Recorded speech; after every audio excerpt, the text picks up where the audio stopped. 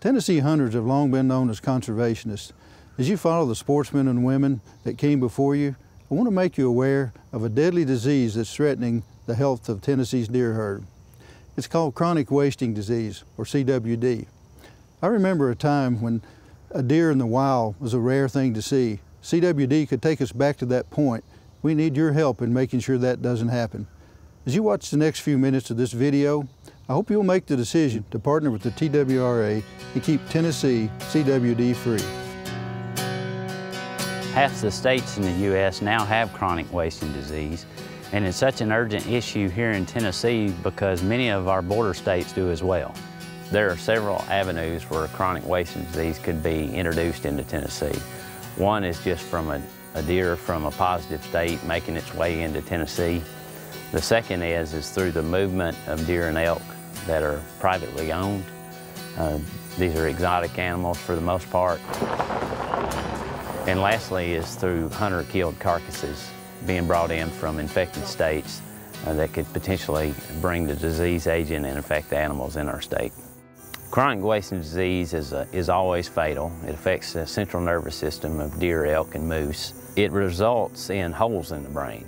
Symptoms of CWD, if you think about the name of the disease, wasting, that's a really good description of how the animals suffer as they are affected by the disease. They lose weight, they look really skinny, they have trouble eating and drinking. Hunters traveling to other states need to be aware that there's import restrictions on how deer, elk, and moose can be brought back into Tennessee. The import restrictions are basically that the animal has to be free of the entire central nervous system, backbone, spleen, lymph nodes. This can't be brought into Tennessee. So in a sense, you would need, the animal would need to be completely deboned. The meat would have to be, you basically can just bring back meat and finished taxidermy products. So if you were to bring antlers back, the skull plates would need to be completely clean, and then you could also bring back a cape.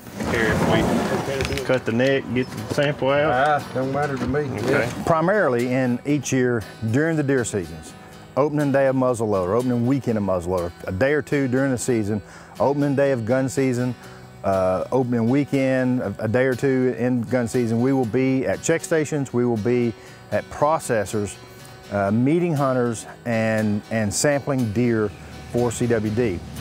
Now, the way we do that is we have to remove a couple of lymph nodes from the throat of the deer and send those off to the lab. That's where we get most of our samples, but we also will get samples from roadkill deer or deer that we find throughout the year that appear sick or whatever, that if we can get a sample from it, we'll get a sample. We're being proactive simply because of the impact CWD could have on this state, on the hunters in this state. We have well over 300,000 hunters, deer hunters in this state, and that impacts their recreation. It impacts the economy of this state because those deer hunters spend money every time they have a hunting trip. You've got an economic impact that's estimated by the University of Tennessee of being about $46 million. Chronic wasting disease would lead the Wildlife Agency or its commission to take drastic action in changing the deer regulations from what they are currently, which are very popular and embraced by hunters. They would have to change those in such a way that typically are not popular with hunters. It's going to have a great big negative impact on the economy. It's going to have a huge impact on the Wildlife Agency and how it manages deer and how it interacts with hunters. And then lastly, it's going to impact how hunters, how they care for their animal when they harvest it. This is our proactive effort. This is surveillance. We want to know if we have it. And so in the last few years, we've looked at just under 10,000 deer and elk in Tennessee and tested for CWD. No positives, all negative.